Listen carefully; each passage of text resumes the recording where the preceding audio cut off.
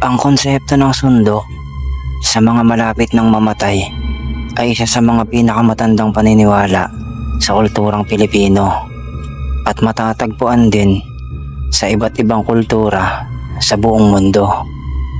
Sa simpleng paliwanag, ang sundo ay espiritu o nilalang na sumusundo sa kaluluwa ng isang taong malapit ng mamatay.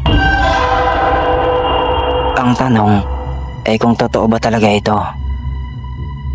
Walang siyentipikong ebidensya na magpapatunay na may sundo talaga sa literal na paraan.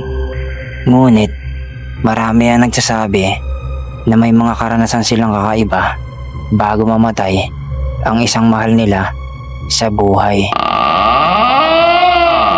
Katulad na lamang ng pagtawag sa pangalan ng matagal ng patay na kamag-anak. Pagsabi na may bumisita sa kanilang kwarto. Pagtingin sa isang sulok na may parang kausap. Bigla ang pagbabago ng ugali, pagiging tahimik o tila kahandaan sa kamatayan. Mga uri ng sundo ayon sa paniniwala. Una, kaluluwa ng yumaong mahal sa buhay.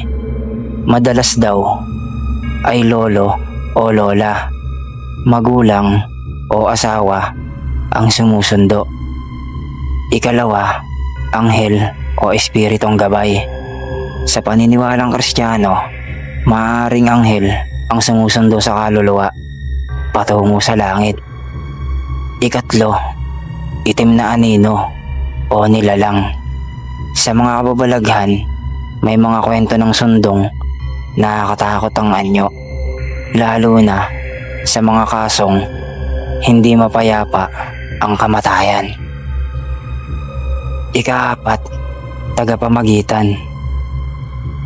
Sa ilang kultura, tulad ng Griego, may nilalang na ang trabaho ay magsundo sa mga kaluluwa sa kabilang buhay.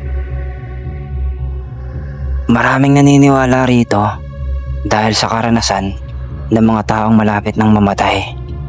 Tinatawag itong deathbed vision.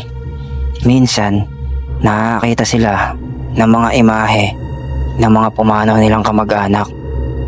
Dahil sa kultura at alamat, sa mga probinsya, malakas pa rin ang paniniwala sa sundo. Ginagamit rin ito bilang paalala na ang kamatayan ay hindi katapusan, kundi paglalakbay. Maaari rin itong magbigay ginhawa para sa mga naiwan. Nakakatulong ang paniniwalang may sundo sa mga mahal sa buhay para hindi siya mag-isa sa kanyang pagpanaw. Ang konklusyon, wala itong konkretong patunay sa agham. Ngunit, hindi rin ito basta-basta matatawag na katahang isip dahil sa dami ng mga testimonyang personal na karanasan. Isa itong bahagi ng malalim na paniniwala ng tao sa espiritual na mundo at sa posibilidad ng buhay pagkatapos ng kamatayan.